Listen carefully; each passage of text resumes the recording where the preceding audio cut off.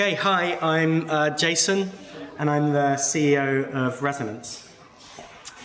Obviously, we've talked a lot today about the value of data, but I'd like to talk to you about what are we going to do with it?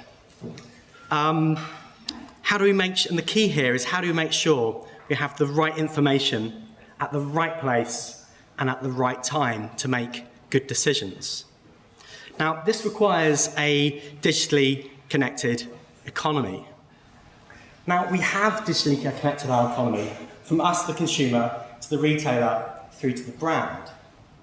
But as soon as you go past the brand into the supply chain, where everything gets made, that digital connection absolutely breaks down.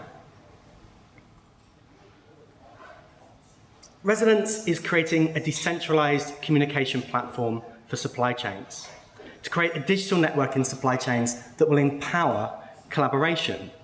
And this is really worth doing. So a couple of examples from fashion. Zara is the world's biggest fashion brand because they've enabled collaboration in one small part of their supply chain. They've connected themselves up with the clothes manufacturers and the fabric manufacturers. This has made Zara 28% more profitable than any other fashion brand. Over in South Africa, they created the Sustainable Cotton Cluster. This has enabled collaboration from the retailer all the way down to the cotton farmer. They've been able to reduce the cost of goods to the brands by up to 10%, whilst adding an additional 16% of value to the supply chain partners. And this is not small scale. This is over a production of 30 million garments. Because the supply chain in South Africa is now working so efficiently, they've also created 5,000 new jobs and increased sustainable cotton production by over 700%. And this has all happened in the last 4 years. This is the value of collaboration. In fact, we have no hope of creating a sustainable economy unless we can open up collaboration from the consumer all the way down the supply chain to the farmer. Okay, so with my talk, I want to focus on one theme. Am I moving it? Right. Focus on one theme. I want to leave you with one idea, which is that the data economy is in fact all about power. Now, you have power if you have two things. You have power if you have knowledge and you have agency. By agency, I mean an ability to act. If you have knowledge, but you don't have agency, you don't have any power. Equally, if you can act, but you don't know what to do, you don't have any power. So how do knowledge and agency relate to the data economy? Well, unsurprisingly, knowledge is about data. But agency is about who controls the data. And this is a part that often doesn't get talked about so much. Okay, so here's a supply chain, a very simple supply chain. From the perspective of this company on the left, the supply chain actually looks like this, because they have no idea who's in their supply chain. I'll give you an example why this is the case. In 2012, Marks & Spencer's announced they were going to be the first fashion brand with a transparent supply chain. They spent £5 million over 3 years trying to map it, and they completely failed for one very simple reason. Marks & Spencer's asked their supplier, can you tell me who your supplier is, please? To which the answer is, I'm not telling you who my supplier is. Why do you want to know that? And this problem, of course, repeats. If this business was to ask their supplier who their supplier is, they're never, ever going to tell them. And they probably shouldn't, to be blunt. This, of course, has serious implications for the data economy. At present, if the business on the left here wanted information from the business on the right, they'd be limited to asking the first person, the only person they know, a question, and then waiting for that question to be passed all the way down the supply chain, and then have to hope that that information gets passed all the way up again. This makes collaboration impossible. And not only that, but each of these businesses is operating in a silo and can only act in their own self-interest. And as we saw from Zara and from South Africa, they're all losing out big time.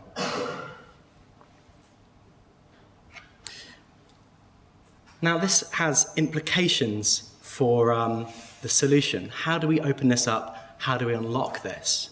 Well, the solution, first things first, every business has to keep control over their own data. If they can't keep control of their own data, they simply won't share it, which is what happens right now. It's worth noting, in that supply chain, the reason why information gets passed along is because when they pass information in that way, they get to control what information they're sharing, who they're sharing it with, and when they share it. This has implications, because if you're receiving information from your supply chain, and they're not sharing all the information with you, and some of them may share no information with you, the question is, how do you understand the data? You're going to get a partial data set. How do you know you're getting the right information from the right person? Now, obviously, it's no surprise to this audience, but there are solutions to this. Taking decentralized approaches, the use of cryptography, and the use of encryption can unlock this. I want to point out one of these things, however, decentralization. Decentralization is obviously nothing new. Supply chains are already decentralized. The reason our solution is decentralized is not to give power back to the little guy. It's to make sure that the little guy keeps the power that he already has and will not give up. This is important. Okay, so let's go back to the supply chain. This is what the supply chain looks like. With current technologies, all current technologies are point-to-point. The two parties that are sharing information know who each other are. They can only share information if they know who each other are. And of course, this is repeated throughout the supply chain, but you've got data silos all throughout the supply chain.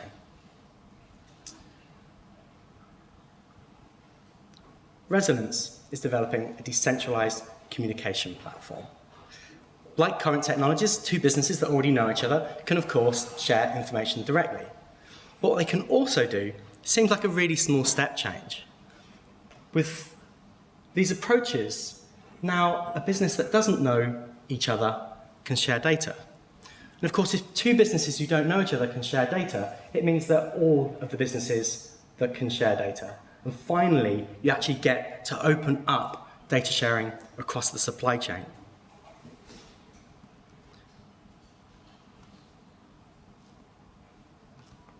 Sorry, 1 second. I'm not going to go too much into how this is done because obviously it's quite, I could spend 20 minutes just talking about that. But what we've developed here is an encrypted and decentralized database. It's not blockchain, it's not a distributed ledger. It's decentralized to avoid, of course, one party being able to see all of the data and all of the actors. This would be a problem. The use of encryption, of course, allows people to control who can see what. Cryptography is really essential because that connects up all the data. This ensures that I can get the right data from the right actor, even when I don't know who they are. And also, if I get a partial data set, if I know how the pieces of data I do have are connected, it means I can understand that information. And finally, we'll also use verified credentials, so zero-knowledge proofs as well. From the perspective of any one of these businesses, they're confronted with a completely encrypted database. Yet they're able to search that database and find the information they're looking for, even though they don't know where to find that information. So the question is technologies like this, is the market ready for it? So lovely little animation, ta-da, there we go. So let me introduce you to the Consumer Goods Forum. The Consumer Goods Forum is the leading industry body in fast-moving consumer goods. Its 400 members control over $4 trillion, and it's led by a group of 54 CEOs. These 54 CEOs, between them, control over $2 trillion of revenue. They meet twice a year, and when they met in November 2017, they discussed the single biggest problem in the industry, which is product data collaboration. By product data, I mean what ingredients and materials are used in the product, how is it made, where is it from, advertising and marketing materials. Obviously, a lot of this information comes from the supply chain.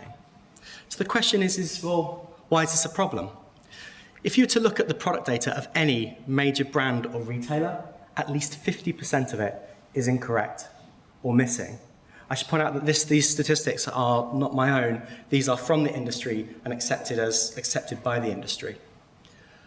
This is, needless to say, a massive compliance risk, particularly if you're selling food. It also has other impacts. The industry estimates that improving this data would increase in-store sales by 10 to 20% and would increase online sales by 15 to 200%. We're talking about millions of pieces of data, and at present it costs at least $80 to correct each one. If you could correct all of the data at a tenth of current costs, in FMCG alone that creates a total addressable market of $24 billion. The industry, however, is tackling this. They're tackling it full on with a pre-competitive collaboration across the entire industry in something called the data leapfrog, and we were invited to join the leapfrog. I can't go into too much detail about this for reasons of confidentiality, but I can share a few observations which I think is relevant.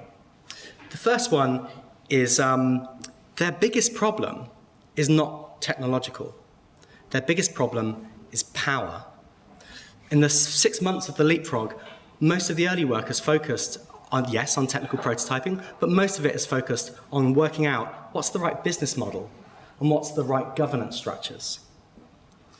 This has been leading them towards decentralization, because this is the only way that they recognize they're able to align their own incentives, as well as align their incentives with the smaller players.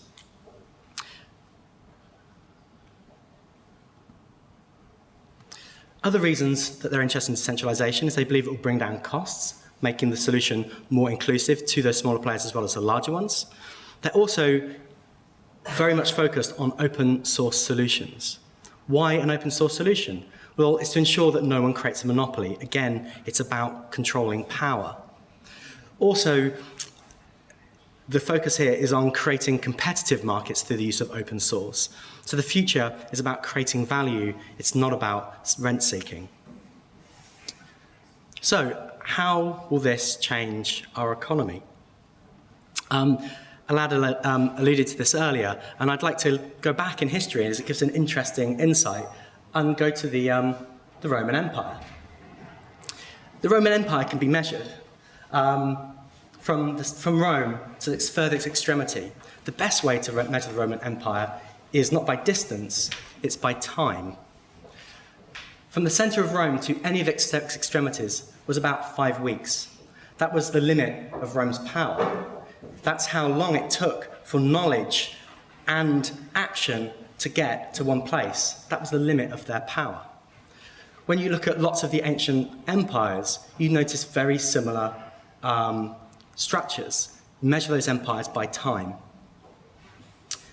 Now, what's curious is when we look at corporates, in any industry, all corporates seem to talk about their supply chain in very similar ways. They normally break down the supply chain into 4 production tiers, more or less. When you look at corporates, when they estimate, because of course they don't know how many suppliers they have, they all estimate they have about 10,000 suppliers. The hypothesis here is that corporates are the shape that they are because of the limits of their power, which is limited by their ability to communicate and collaborate. And really curious thing, it takes 5 weeks, just like Rome, for information to get from one end of the supply chain to the other. Technologies like ours are going to fundamentally change the shape of the economy. The empires of the futures are going to be whole supply chains of which the brands and retailers are simply one node. Collaboration technology will allow whole groups of organizations to work with the same level of efficiency that single organizations currently are able to. This, of course, means that corporations are going to lose one of their biggest competitive advantage, which is economies of scale. Now, I'm not going to make some kind of crypto-anarchist point here saying that this means the end of corporations. In any network, there's always bigger nodes. and it's reasonable to assume that the corporates will fill up a lot of those bigger nodes. We recently went through the Techstars Metro Accelerator, and Metro are very clear about the fact that they see themselves as a data company. In the future, this is what they're changing themselves into. What they're doing is managing trade between the thousands of customers, the hotels and retailers, and all of the suppliers that provide them. If you look at Ford, and the CEO recently announced that Ford is going to become a data company. They realized that the data coming out of their cars was worth more than the cars themselves. Remember, in the data economy, power is more valuable than possessions. So, knowing there's obviously people with an interest in investment in the room, I thought, rather cheekily, what does this mean for investors? So, first of all, let's look at the blockchain hype cycle. Needless to say, the peak of inflated expectations happened sometime around December 2017. And I think it's probably fair to say that right now we are all thoroughly in the trough of disillusionment. When I read the news, that certainly seems to be the case. But of course, that means we're just about to hit the slope of enlightenment, which is of course where the real money is going to be made. So far, the conversation around blockchain and these kinds of technologies has been very much dominated by blockchain. And of course, these suites of technologies are being used in ways that are not necessarily blockchains.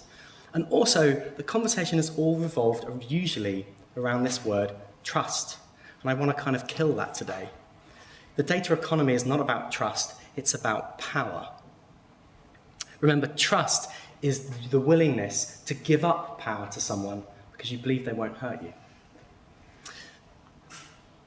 So again, rather cheekily, what's the impact of this? First of all, it means hurry. There's lots of businesses that are right now building those businesses that will take us on that happy slope upwards. The other one is to realize that this is already happening. So we're working with corporates that currently manage $800 billion of revenues, and they are taking this extraordinarily seriously. This is happening right now. And the fruits of this you will see very clearly in the next year or two. And the final one is a little prediction. So in the last 10 years, social media and these devices have completely digitally networked our economy from us down to the brand. I was in a factory about a year ago in Myanmar, and in that factory there's 1,500 workers. And that factory is being managed with a spreadsheet and whiteboards. But every single worker had one of those in their pocket. In 2014, this is only last year, in 2014, only 3 years before that, only 7% of the population of Myanmar had a phone of any form.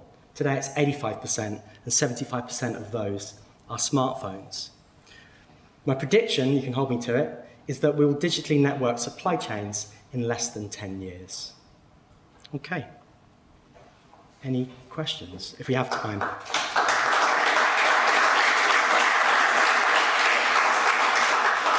for one question. Yeah. As you know, supply chains vary a lot depending on the industry. Which supply chains do you think are easy to, say, digitize or put on blockchain or facilitate through these technologies? It depends. So if you want to connect to the supply chain end to end, you have two problems you have to resolve. The first one is how do you share information, which is what we're looking at. But there's a second thing, which is when you look at the supply chain, as I mentioned, in Myanmar, this factory is being run with a spreadsheet. So you have to have some kind of software that can connect in with that communications infrastructure. Some industries have more digital transformation than others. If you look across all industries, 74% of businesses in supply chains are limited to a spreadsheet or less for their internal management. So it depends a little bit on the industry, but what you find in almost all industries is once you get past the first tier, that technology drops off. So automotive, the factories are incredibly technologically advanced. You get to the second tier suppliers, they're using spreadsheets, I guarantee you. But what you're seeing is businesses now, there's lots of companies that are developing mobile-first apps, which of course everyone has a smartphone, designed for SMEs. So shorter supply chains, like ultra-fresh food is a prime target, and that's where we're beginning, because it's just a lot easier to do it. But I don't think there's really any supply chain that's obviously easier or harder than any other. Wherever you are, there will be enough businesses and software that you can create a network and then let people build out from that network, which is obviously benefiting from collaboration.